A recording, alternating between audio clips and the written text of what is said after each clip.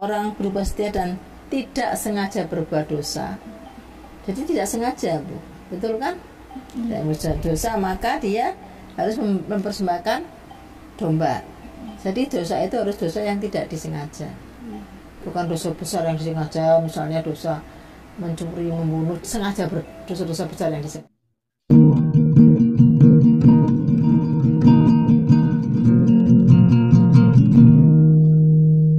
Doa Salam Maria, artinya umat Katolik ini mengkuduskan orang-orang suci, ya, artinya menghormati orang-orang kudus, ya, seperti Bunda Maria, ya, seperti itu. Nah, yang utama ini penting Ibu tahu.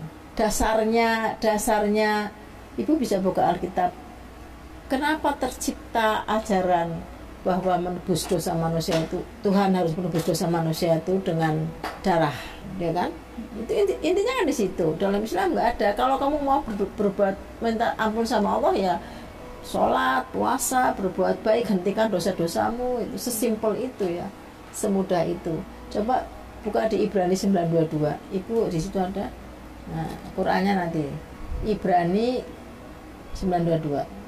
Dan hampir segala sesuatu disucikan menurut hukum Taurat dengan darah, dan tanpa penumpahan darah tidak ada pengampunan. Hampir semua yang di Taurat harus disucikan dengan penumpahan darah. Tanpa penumpahan darah tidak ada pengampunan. Ini salah satu dasar mengapa Yesus harus mengorbankan darahnya untuk mengampuni. Tahu Taurat itu kitab apa? Perjanjian baru. Taurat. Ada di Perjanjian Lama. Kejadian, Keluaran, Imamat, Bilangan, Ulangan. Itu isi itu Taurat. Kita tinggal cross check, benar nggak apa yang dikatakan Ibrani 9:22? Betul kan? Jadi apa yang dikatakan Ibrani 22, tanpa penumpahan darah tidak ada pengampunan, sehingga Yesus turun ke dunia menumpahkan darahnya. Betul kan? Menurut Taurat di situ disebutkan. Sekarang kita cross check menurut Taurat, benar apa tidak?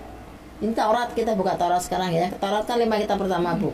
Kejadian, Keluaran, Imamat, Bilangan, Ulangan. Dulu nggak semendetail ini Ibu belajar? Enggak, ya. Coba 5, Imamat 5, 14, 15.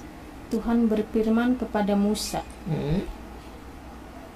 apabila seseorang berubah setia dan tidak sengaja berbuat dosa dalam sesuatu hal kudus yang dipersembahkan kepada Tuhan, maka haruslah ia mempersembahkan kepada Tuhan sebagai tebusan. Salahnya seekor domba jantan yang tidak bercela dari kambing domba yang dinilai menurut sikal perak. Jadi di situ sebutkan apabila seseorang berubah setia dan tidak sengaja berbuat dosa. Jadi tidak sengaja, Bu. Betul kan? Tidak berbuat dosa, maka dia harus mempersembahkan domba. Jadi dosa itu harus dosa yang tidak disengaja. Bukan dosa besar yang disengaja, misalnya dosa mencuri, membunuh, sengaja dosa-dosa besar yang disengaja. Itu tidak sengaja. Nah, terus apakah itu wajib? Jadi zaman dulu, zaman ada bait suci, zaman itu hukum Taurat waktu masih dilaksanakan oleh orang Yahudi yang sekarang sudah tidak melaksanakan karena nggak ada bait suci, kan sudah dihancurkan oleh tentara Romawi. Itu setiap orang yang tidak sengaja berbuat dosa, dia harus mengorbankan kambing atau domba. Nah, kan tidak semua orang punya uang, betul, untuk beli domba. Buka Imamat 5:7. Tetapi jikalau ia tidak mampu untuk menyediakan kambing atau domba, maka sebagai tebusan salah karena dosa yang telah diperbuatnya itu, haruslah ia mempersembahkan kepada Tuhan 2 ekor burung tekukur atau 2 ekor anak burung merpati. Ya, jadi kalau tidak mampu untuk beli domba, Tuhan kan bukan yang kejam ini kamu harus. Nah, kan nggak semua orang mampu beli domba. Kalau orang itu nggak mampu beli domba apa? Ya burung tekukur. Nah, sekarang buka lanjutkan di ayat 11-nya. Tetapi jikalau ia tidak mampu menyediakan 2 ekor burung tekukur atau 2 ekor burung merpati, maka haruslah ia membawa sebagai persembahannya karena dosanya itu dipersepuluh eva sepersepuluh eva tepung yang terbaik menjadi korban penghapusan dosa. Nah, kalau tidak mampu belum terukur apa? Sepersepuluh eva itu ukuran kayak kilogram gitu. Sepersepuluh eva tepung yang terbaik ya berikan pada bait suci. Nah, sepersepuluh eva itu sekitar 3 kilogram. Jadi harus dengan darah tidak harus kan, bisa diganti dengan apa, burung tekukur atau dengan burung pati, dan itu pun dia harus, yang utama yang diminta Tuhan itu dia harus dengan tidak mengulangi kesalahannya. Nah ini kan karena dosanya ringan, ini tidak disengaja, sebetulnya ada coba di Imamat 52, dosa yang tidak sengaja banyak, tapi coba dibuka Imamat ayat 2, masih di pasal 5, contoh dosa yang tidak sengaja. Atau bila seseorang kena kepada sesuatu yang najis, baik bangkai binatang liar yang najis, atau bangkai hewan yang najis, atau bangkai binatang yang mengeriap yang najis, tanpa menyadari hal itu, maka ia menjadi najis dan bersalah. Jadi kalau orang Yahudi kalau tidak sengaja menginjak bangkai atau kotoran, itu dia sudah dosanya tidak disengaja. Karena kenapa dosa? Kamu nggak menjaga kebersihan, gitu loh. Di sekitarmu juga nggak menjaga kebersihan. Kamu jalan nggak hati-hati, gitu loh. Nggak pakai sandal misalnya, gitu. Jadi itu dosa yang tidak sengaja. Itu hukumannya tadi, memberikan domba atau tidak, atau tekukur atau tepung terigu. Tetapi itu bukan yang utama. Yang utama itu orang itu tidak mengulangi kesalahannya lagi ya. Coba dibuka di Mazmur 51. Lepaskanlah aku dari hutang darah, ya Allah, Allah keselamatanku. Allah keselamatanku, maka lidahku akan bersorak-sorai memberitakan keadilanmu. Terus, ya Tuhan, bukalah bibirku supaya mulutku memberitakan puji-pujian kepadamu. Sebab Engkau tidak berkenan kepada korban sembelihan. Sekiranya ku persembahkan kurban bakaran, Engkau tidak menyukainya. Stop. Nah, juga Allah juga tidak selalu berkenan dengan korban sembelian, korban bakaran tadi. Korban, kenapa disebut dengan korban bakaran? Karena untuk menebus dosa dengan korban itu harus disembelih, kemudian harus dibakar gitu loh. Iya. Sehingga namanya korban bakaran atau korban sembelihan. Nah, tadi kan sudah dijelaskan hanya untuk dosa yang tidak disengaja, betul? Boleh diganti dengan burung tekukur atau sepersepuluh eva tepung, ya kan? Atau kalau kita tetap melakukan hal-hal yang salah meskipun berkorban juga Allah tidak suka, tidak berkenan gitu loh. Dia lebih menyukai orang itu bertobat betul, ya. Nah, yang dikatakan Ibrani 9:22 tadi, tanpa penubuhan darah tidak ada pengampunan. Sama nggak dengan di Taurat? Yang ini kan Taurat tadi yang sebelum-sebelumnya, yang imamat sebagainya, sama nggak ininya, isinya? Beda. Jadi apa yang dikatakan Ibrani 9:22 terus dicek tidak benar kan? Ya kan? Memang ada penebusan darah hanya untuk dosa yang tidak disengaja, dan itu pun bisa diganti dengan burung tekukur ataupun betul-betul sepersepuluh eva tepung. Nah sekarang yang terakhir, Tuhan ini kan hanya satu, betul tidak? Maha Tunggal. Berarti Tuhan hanya memberikan satu agama, betul kan? Tidak mungkin Tuhan yang Maha Tunggal itu banyak agama. Karena itu dia memberikan kitab suci yang benar ya. Nanti kalau bahas Al-Quran terlalu panjang, tetapi apa sih konsekuensinya kalau kita melakukan yang tidak benar ya, dengan menyekutukan Tuhan. Jadi Bu Eni punya suami, kalau suami Bu Eni salah, misalnya tidak memberikan uang, Bu Eni marah ya. Tapi kalau suami punya perempuan lain, marah enggak? Marah, sangat marah kan. Sama Tuhan juga gitu. Tuhan ini maha pengasih. Kita diberi kehidupan, kita diberi oksigen gratis. Kok kamu cari Tuhan selain saya gitu? Karena Maha Tunggal ya Maha Tunggal, dia tidak akan menjadi manusia karena Tuhan itu bukan manusia. Ya, kalau dalam ajaran Islam. Nah, sekarang buka Al-Maidah 72 di Al-Qur'an. Sesungguhnya telah kafirlah orang-orang yang berkata, sesungguhnya Allah ialah Al-Masih putra Maryam. Padahal Al-Masih sendiri berkata, hai Bani Israel, Sembahlah Allah Tuhanku dan Tuhanmu. Sesungguhnya orang yang mempersekutukan sesuatu dengan Allah, maka pasti Allah mengharamkan kepadanya surga. Dan tempatnya ialah neraka. Ya, sudah tahu kan? Jadi tahu siapa Al-Masih putra Maryam?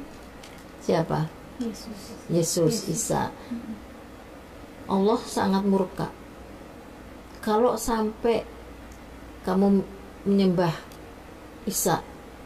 Allah sangat menghormati Isa sebagai Tuhan, Nabi kami ya. Kita juga menghormati. Maka Allah mengharamkan surganya, tempatnya di neraka, nggak ada kesempatan kita untuk masuk surga. Padahal Isa sendiri mengatakan, sembahlah Allah, Allahku, Tuhanku dan Tuhanmu. Coba kita cek di Yohanes 20. Di Yohanes 20.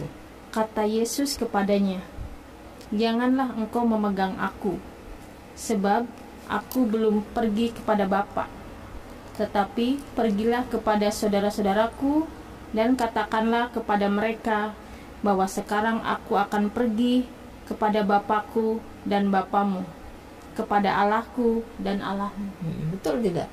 Yesus sendiri mengatakan Bapakku dan Bapakmu, sama murid-muridnya, Allahku dan Allahmu. Dia tidak pernah mengatakan aku adalah Tuhan yang harus kamu sembah kan? Ya.